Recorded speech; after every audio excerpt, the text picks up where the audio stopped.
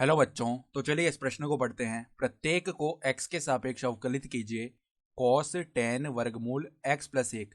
तो यहाँ पर देखो ये फलन लिखा हुआ है और हमें इसका x के सापेक्ष अवकलन ज्ञात करना है। तो प्रश्न में आगे बढ़ने से पहले इस प्रश्न से संबंधित जो मुख्य अवधारणा है उसकी हम चर्चा कर लेते हैं। तो देखो मुख्य अवधारणा,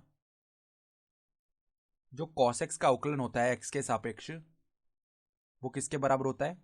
माइनस साइन x के। ठीक है। इसी प्रकार देखो, जो tan x का अवकलन होता है x के सापेक्ष, वो किसके बराबर होता है? सेक स्क्वायर एक्स के। ठीक है। और एक अवकलन का सूत्र ये भी है कि x की घात n का जब हमें अवकलन करना हो तो वो किसके बराबर आता है? n गुणा में x की घात n माइनस एक। ठीक है। इस सूत्र पे आधारित हमें एक परिणाम सीधा ही याद होना चाहिए कि वर्गमूल x का अगर हम अवकलन कर रहे हैं x के सापेक्ष, तो वो किसके बराबर होता है? 1/2 वर्गमूल x के। ये इस सूत्र पर ही आधारित है, x की घात n वाले सूत्र पर। ठीक है।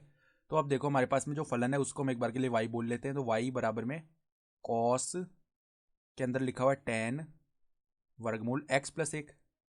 तो अब देखो दोनों ओर हम x के सापेक्ष अवकलन करेंगे तो dy/dx बनेगा बाएं पक्ष में। बराबर में देखो पहले cos और इस अंदर जो भी लिखा हुआ है इसको हम x बोल लेते हैं एक बार के लिए। तो cos x की तरह इसका अवकलन क्या हो जाएगा? माइनस का साइन, और इसके अंदर क्या लिखा हुआ है? tan वर्गमूल x प्लस एक। ठीक है। पहले तो ये बन गया।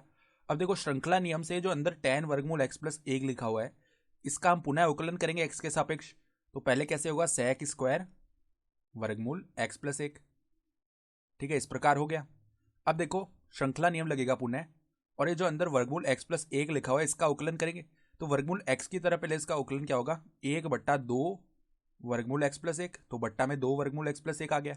अब श्रृंखला नियम पुनः लगेगा और यहाँ पर ये जो अंदर x प्लस एक लिखा हुआ है इसका हम अवकलन करेंगे x के सापेक्ष। तो देखो x का अवकलन x के सापेक्ष एक हो गया, और प्लस में एक जो है वो तो अचर है, तो यहाँ पर इसका अवकलन क्या हो जाएगा? शून्य हो जाएगा। ठीक है। तो यहाँ पर गुणा में एक आ जाएगा तो वापस यही पद बनेगा। तो हमारे पास में अवकलन आ गया ये।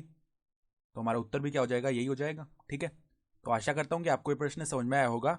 धन्यवाद।